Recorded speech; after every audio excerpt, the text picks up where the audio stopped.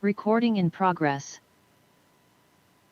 Good evening and welcome to a special meeting of the Cupertino City Council. Today is November 30th, 2021. Madam City Clerk, would you please take the roll call? Councilmember Moore?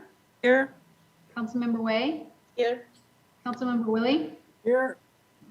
Vice Mayor Chow is not logged in yet. Mayor Paul?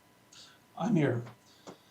Thank you very much, Madam City Clerk. And we will go on to the next item in our agenda. Tonight's agenda has both an open session item as well as a closed session component with multiple items. We'll be taking on the open session item first. The subject is consider adopting a resolution authorizing continued remote teleconference meetings of the legislative bodies of the City of Cupertino for the period November 30th, 2021 through December 30th, 2021 pursuant to the Brown Act as amended by AB 361. Madam City Clerk, do you have a presentation on the item? Mayor, yes, just quickly under new law AB 361, also Government Code 54953, which is noted on our detailed on our agendas. The City Council and other city legislative bodies may continue meeting exclusively via teleconference so long as a state emergency declaration remains in place and the statute's conditions for permitting remote meetings are met. Council must find that state or local officials have imposed or recommended measures to support social distancing, or that the state of emergency continues to directly impact the ability of the members to meet safely in person. That determination must be reviewed every 30 days thereafter. Council adopted resolutions affirming these findings on October 5th and November 2nd to allow teleconference meetings to continue. The county's health officer continues to recommend that governmental entities limit indoor activities to protect participants who are not fully vaccinated. State Department of Industrial Relations emergency temporary standards continue to require or recommend social distancing in certain circumstances. These measures are required or recommended based on evidence that indoor activities continue to present imminent health and safety risks, particularly for unvaccinated individuals. Therefore, it's recommended that council adopt the draft resolution authorizing continued teleconference meetings for Cupertino's legislative bodies in order to protect the health and safety of all attendees and particularly those who are unvaccinated. Okay, thank you, Madam City Clerk. And I'll note for the record that Vice Mayor Chow has joined our meeting at 6:02. And I ask that you also note that on the record. And I will go on to our member of the public with a hand raised at this time. And so if there are any questions or comments of the presentation or from council, please reserve that until our member of the public has spoken. Welcome, Lisa Warren. You're our only member of the public, so you'll have 3 minutes to speak on this item in our open session, item 1. Welcome. Hi, thanks. It's not really this item that I want to speak on. I raised my hand because I know this is 5 minutes worth of meeting, but I believe I read in the agenda that I can talk about anything at this 5-minute period. So Lisa, we don't have oral communications on special meetings. You can speak on the open session item now, and then when we take roll call for the closed session, we will have an opportunity for any member of the public to speak on the closed session items. However, okay, I read the agenda incorrectly then because I thought I could just give a little oral communication not related to anything. Okay, got it. Which Yes. I had hoped to do. Okay. I apologize for that. No, we don't have oral communications on this. So. Okay, thank you. All right, you're welcome. I'll go to Wilson. Okay, let's go on to council. Are there any questions of the presentation, or are there any comments from council before entertaining a motion for a vote? I see Councilmember Willie has his hand raised. Councilmember Willie. Yeah, I'm not sure if the questions are better now or after. The couple questions would be, do we have a current expectation ballpark for when we might be back in person? So that's question number 1. Question number 2, is it going to be possible to have a dual meeting where we are in person at Community Hall, but there is still the Zoom feature, because there will be limited seating and spaces in Community Hall. And so that, it's called a hybrid, but I think that hybrid is confusing, at least confusing for me, as opposed to a dual where we're in person, but the public is able to participate via Zoom. So those are the 2 questions. Kirsten, do you want me to handle some of those? Sure, if you don't mind. Sure. From the city managers group hears about every other week from the county on where they think the path is of the pandemic. And I'll tell you from the last meeting, I don't think the mask mandate will be lifted anytime before February in terms of being legally required to wear a mask indoors unless you're eating, drinking, or have a health exception or are in a private office. So the mask mandate, I believe, is going to be continuing for a while. And then you have the new variant coming in and the holidays. So I know there's some trepidation. We could see a worsening of circumstance come the new year rather than a bettering. And that's what we have to watch.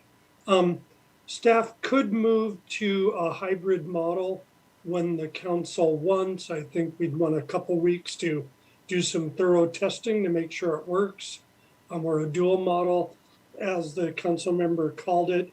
The feedback I got from council before is that there was no interest in wearing masks while on camera.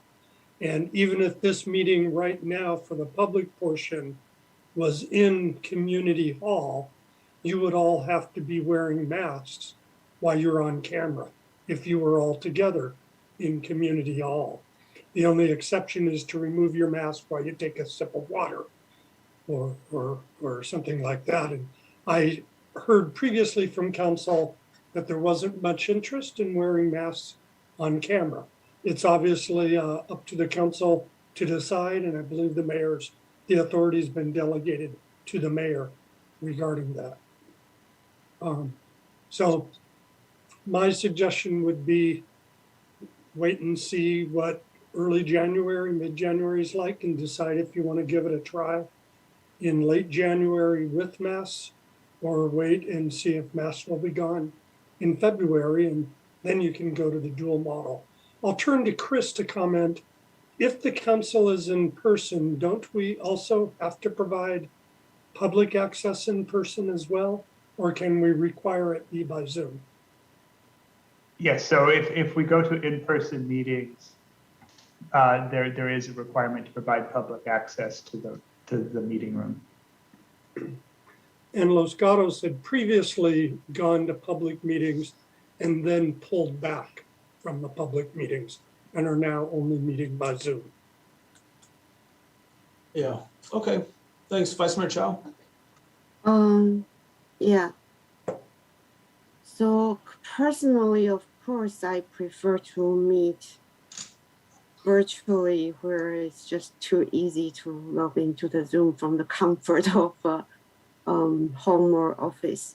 However, our children are attending schools daily, wearing masks for hours, under whatever variants there are. And I do miss that when the public is able to attend a meeting in person, not only they can see us, but also they can see each other, communicate with each other, not just watching a meeting. So there is something that we have missed. I think the public have missed to be able to connect with each other since early last year.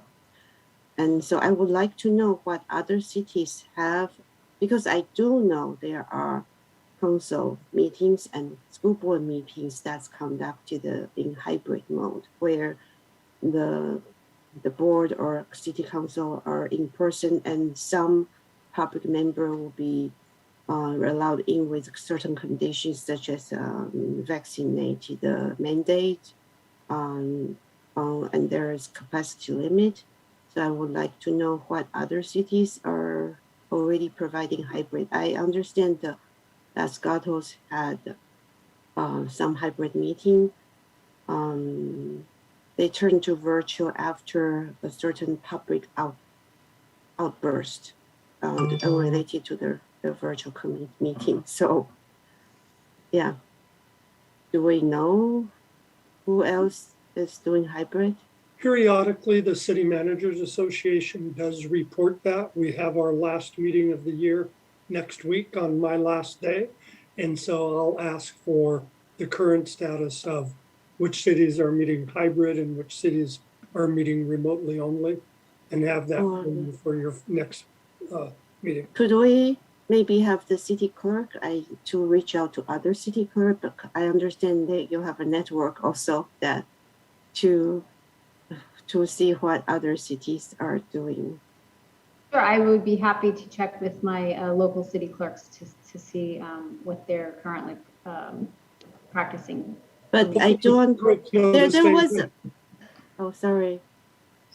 There was a concern I think someone raised is if the city council decides to go hybrid, all the other commissions do have to go hybrid. Is that a requirement? Because then there might be a feasibility issue if we need all the commissions to also meet in hybrid mode too.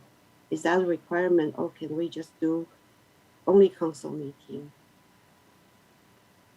So my experience, and I do have the city clerks periodically emailing one another, checking in to see what the status is for other cities, and some are limiting in-person meetings to, or rather teleconference meetings to the council.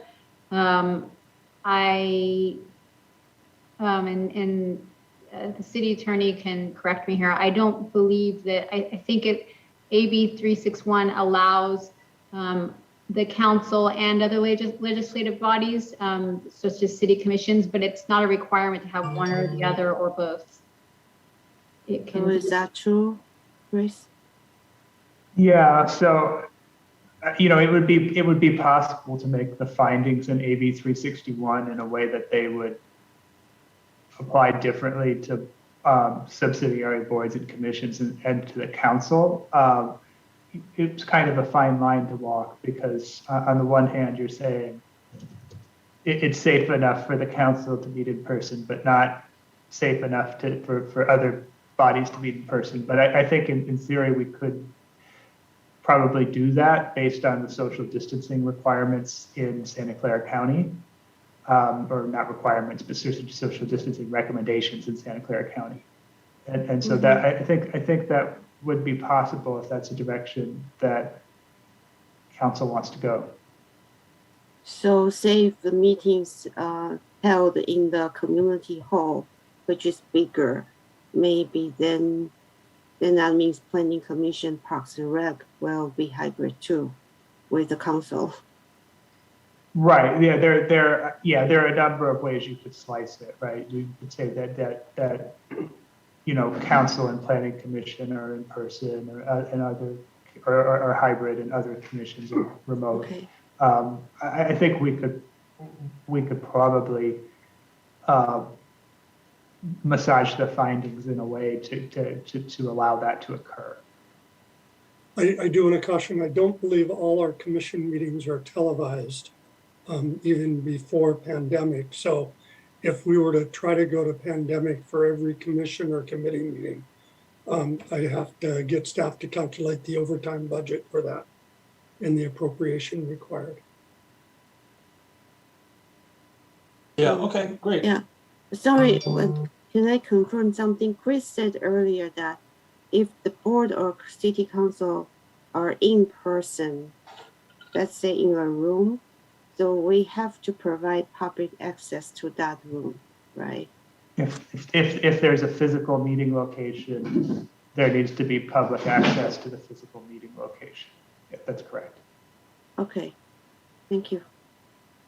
Okay, great. I'm gonna go ahead and move the recommended action. That's adopting resolution number 21-111, authorizing authorizing continued remote teleconference meetings of legislative bodies of the city of Cupertino for the period November 30th, 2021 through December 30th, 2021 pursuant to the Brown Act as amended by AB 361. Can I have a second for that motion, please? Second. Okay, great. So Vice Mayor Chow, did you second? My hand. Yeah, second. Okay, hand is up as well. Okay, Madam City Clerk, could you please conduct a roll call vote? Councilmember Moore, Aye. Councilmember Way, Aye. Councilmember Willie, Aye. Vice Mayor Chow, Aye. Mayor Paul, Aye. motion carries unanimously. Okay, great. It's 6:16 right now. I'm going to go ahead and adjourn the open portion of our meeting tonight. And we'll go ahead and reconvene under the link that you should have in your email inbox. It's also on the agenda itself, but probably the more convenient way to access it is through your email, because that can hyperlink directly back into this. So we'll see you in a few minutes. Thanks. Meeting adjourned. Well, open session adjourned.